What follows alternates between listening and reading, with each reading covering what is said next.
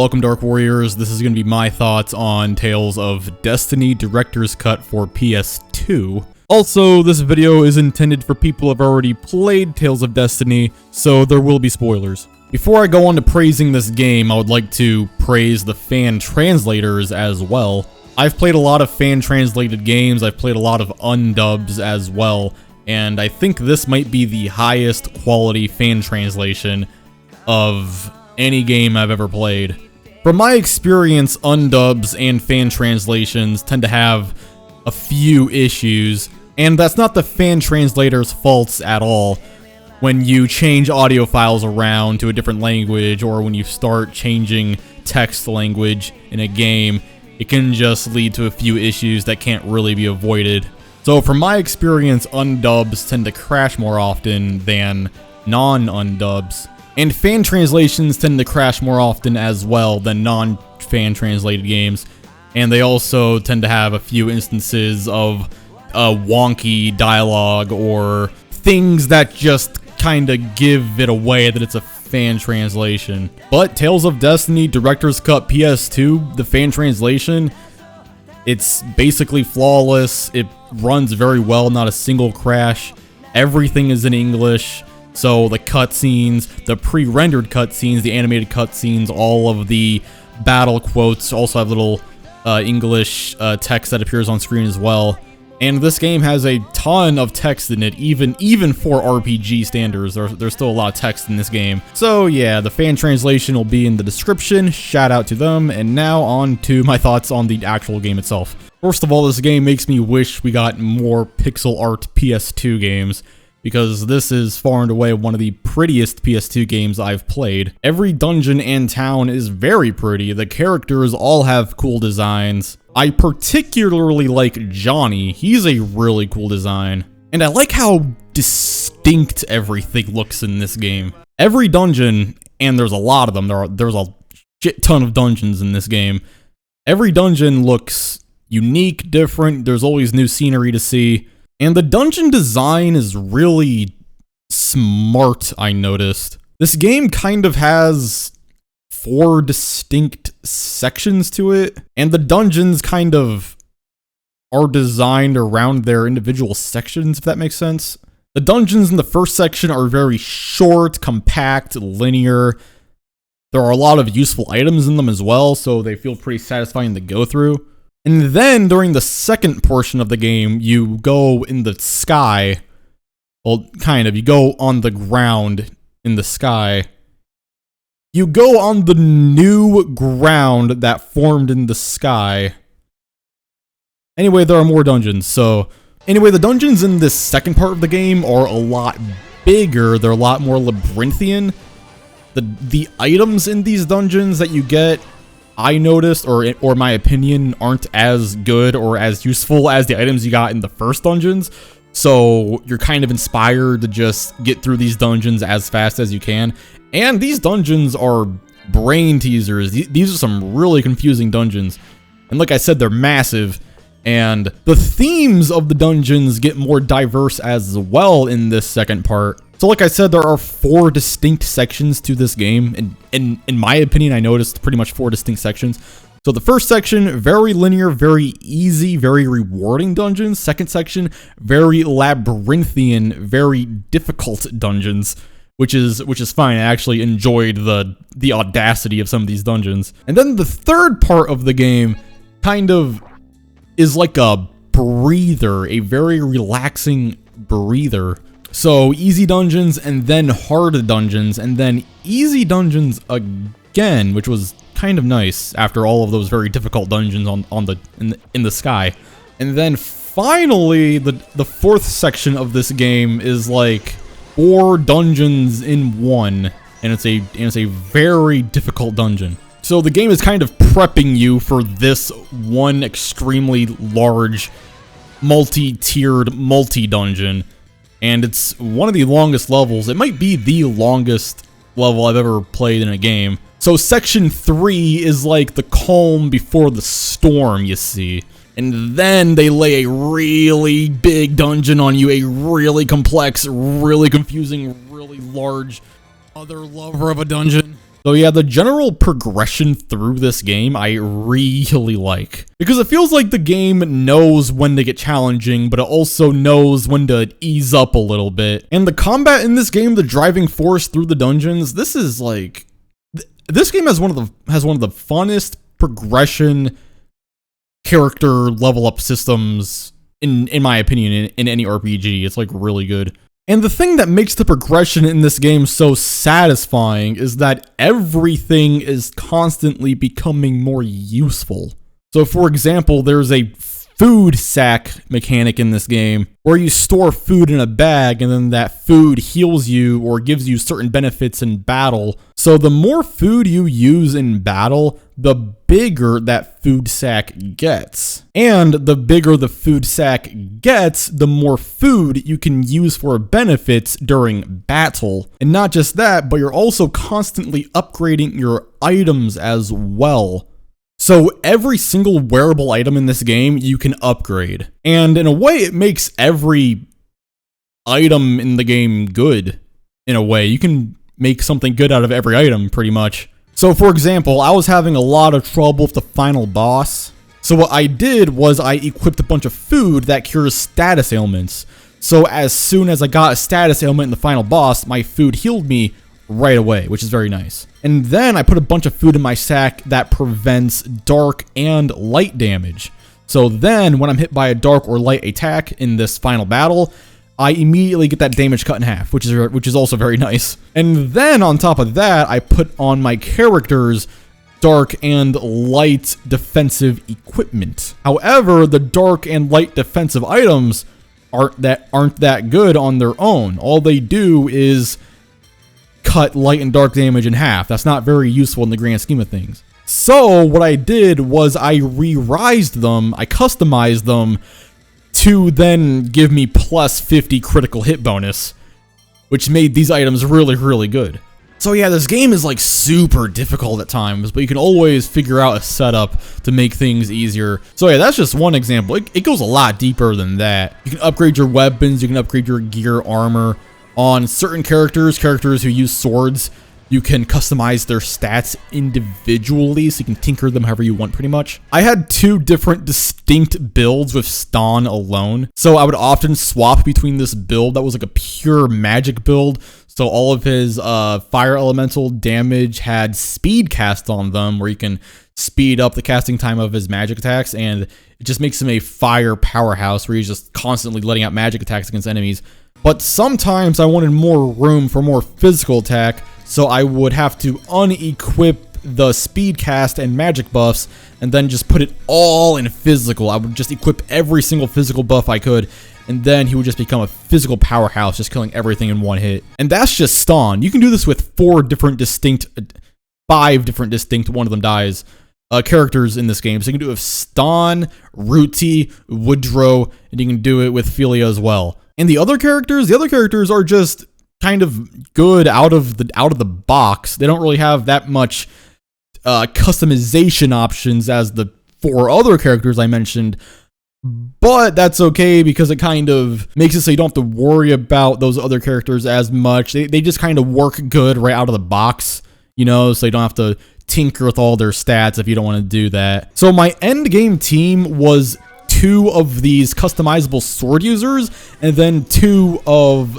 the less customizable other party members. So my endgame team was a magic-based Ston with some physical attacks on him just in case I needed it, and then I had a physical-based Ruti who had speed magic, all of the speed magic buffs equipped, so she can cast healing spells a little faster. And then I had, not Ruti, I had Lilith and Johnny, because I didn't really want to have to worry about fully customizing 4 different characters. But I did have a fun time customizing 2 of them, Ston and Ruti. And then there was Johnny on my team. I really like Johnny. You don't need to customize him much. He just is good out of the gate. And then Lilith. And the reason why I threw Lilith on my team is because she's just seemed really, really good. Oh my god, is she good in battle. I think she might be the best character in the game, which is why I just threw her on my team. Oh yeah, speaking of the characters, gotta go over the characters. I really like the cast in this game a lot. I really like Stan. I mean Stan. I think I don't know, I think it's his voice acting that just does it for me. どうしたのよ。さっき落ちた時どうか打ったのかな。平気平気。俺体頑丈だから。一人で抱えて、一人で苦しんで。なんでお前だけ辛い思いするんだよ。なんでお前だけ傷だらけになるんだよ。いや、まだだ。このままやられっぱなしでいられるか。Stan has really good voice acting, and so does Ruti. The two main characters in this game have really good voice acting. Stan is such a cool person. Like, he is such a likable protagonist. And his dynamic with Ruti, who's the other main character, is a lot of fun because she's not as nice. So it's kind of fun to just see their interactions of this like really nice guy and this lesser nice person, because she kind of starts to develop a crush on him, and it's pretty cute. And the character development, like every character goes through some kind of development in this game, even if it's very subtle. Okay, so Stan, Ruti, Philia, and Mary all have really good character development. Stan goes from carefree, happy-go-lucky, kind of dim-witted, to a more serious person, yet still down to earth. She becomes more intelligent, like a little wiser. Ruti goes from being money obsessed to also more down to earth, like Stan does. The thing that I like about Ruti is that she's not a tsundere. Ruti is not a tsundere. Is that how you say that? She seems like she would be a tsundere, you know? Like, oh, this somewhat rude character who is obsessed with material possessions, who starts to develop a crush on the super nice, dim-witted guy. You know, that sounds like a tsundere, but she's not a tsundere. She's like a genuine person with a lot of heart. So because this game is really well written, Ruti ends up avoiding the tsundere trope. Philia has a really good character arc in this game. She's like this, just this dainty, sheltered person, and then she becomes more tough as the game goes on. Her character development reminded me of Alicia from Valkyrie Profile 2, if anyone's played that game. And another thing about Philia is she also has a crush on Stan, but she lets that go because she knows that Stan and Ruti love each other deep down. That's really sweet character development. And then there's Mary. Mary is a funny character. She has some of the funniest scenes in the game. Also, not only is Mary funny, but she's also very understanding. I think she's a very sweet character because she's always sympathizing with the cast, and she can read the cast members' emotions a lot better than they can read each other's emotions. So she kind of feels like the mother to the group in a way sometimes. Woodrow is a very cool character. I like Woodrow. I like every character in this game, but yeah, I like Woodrow. The thing I like about Woodrow is he's this very serious character who just wants to do what's best for his kingdom, you know, one of those characters, but he has a very subtle kind of inner conflict regarding love. So he says things like, oh, I don't know if I'll ever get married because my people are my top priority. I can't be thinking about stuff like that. And I don't know. I just thought it was a good touch. A good touch on this very serious character. It helped me sympathize with him. It helped me feel bad for him. Oh, Kongman. Kongman is a bro. I love Kongman. He's so fun to play as, and his skits are really funny. And I kind of thought his crush on Philia was pretty cute. I thought that was pretty amusing as well. And then there's Johnny. Johnny, dude, my favorite character. I love Johnny. Johnny is a freaking bro. I just think Johnny is so cool. I love how he sings his battle quotes. That's awesome. And then you have the Swordians. I love the Swordians. I really like Dilmos, Atwhite, Clemente. Fuck, their names are so hard to remember. I really like the scene where Ston meets Dilmos, who is the spirit of the sword. Dilmos is such a cool character in my opinion. And so are all the other swords. I liked all the characters in this game. And then lastly, we have Leon. I didn't mention Leon yet because you don't finish the game with him. But Leon is a cool character. He has one of the, if not the most emotional scene in the game. The twist regarding him and Ruti is, you know, it's generic. It's like your typical, oh, they're related twist. You know, there's nothing special there in terms of twists. But the way it was framed and the way it was told and the music that played, very good scene. I really like that twist scene. Yeah, I really like a lot of Leon scenes in this game. Leon is a cool character. I like him. I heard that they changed his personality from the original version of the game. But as he is in the DC version, I sympathized with him, you know, I felt bad for him. He's emo. You know, if you can accept that, if you can accept an emo downer anime boy kind of character, then, you know, he's alright. If you like Sasuke, you're gonna like Leon, okay? Okay. I like Sasuke. So yeah, those are the characters. I really like the cast in this game. The characters are so good. I love the skits. But okay, well, I do like the characters, and I like a lot of scenes in this game, and there are a lot of emotional moments. You know, the plot itself, you know, like the plot that binds these characters together, this game's story, it's pretty much the exact opposite of what I felt about Tales of Phantasia, actually. So my opinion on Tales of Phantasia's story was I thought the characters themselves were pretty generic, but the plot that binds the characters was actually really good. But in Tales of Destiny, I think the plot is pretty generic. This game's story, in my opinion, is not really about the conflict. You know, it's more about the characters. I don't know, the plot just seemed really generic to me. Now, I'm going to try to make it a point in this Tales Marathon to mention my favorite scene in every game. And my favorite scene in this game is probably when Mitran reveals himself, having had possessed Ruti's father. And Mitran, who has resurrected himself through Ruti's father, is about to execute Ruti. And then Ruti's father, Hugo, is able to re-emerge just in time and hold Mitran back so Ruti can escape. さて覚悟はいいかルーティ・カトレットヒューゴ・ジルクリストの愛しい娘よお父さんどうしたことだ体が動かルーティ聞こえるかヒューゴの声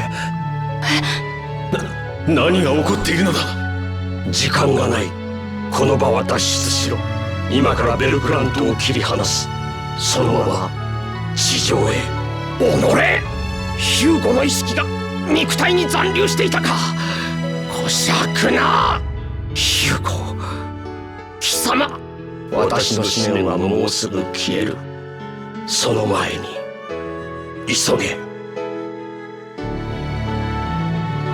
待てこんな私を父と呼んでくれて嬉しかったぞお前には何一つしてやれなかったのにルディヒューゴさんの言う通りにしようでもありがとうルーティ無事で予算かお父さん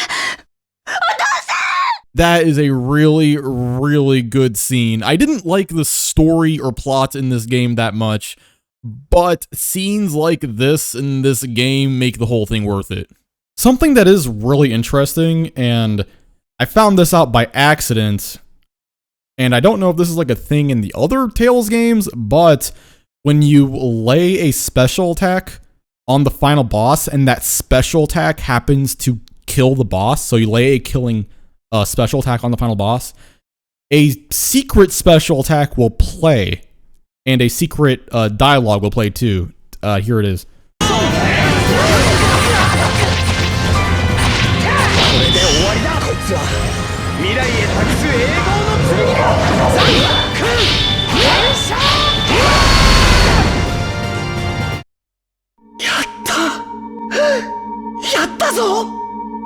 So yeah, that's really cool. Is that a thing in the other Tales games?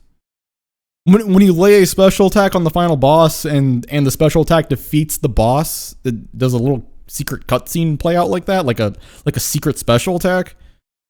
That's cool. I'm gonna have to try that now, but I don't want to try to fish for those if it doesn't happen. So, someone watching this, if you can comment below if that does happen in the other Tales games, then tell me, please. So yeah, those are my thoughts on Tales of Destiny. I absolutely loved this game. And yeah, thank you so much for watching, Dark Warriors.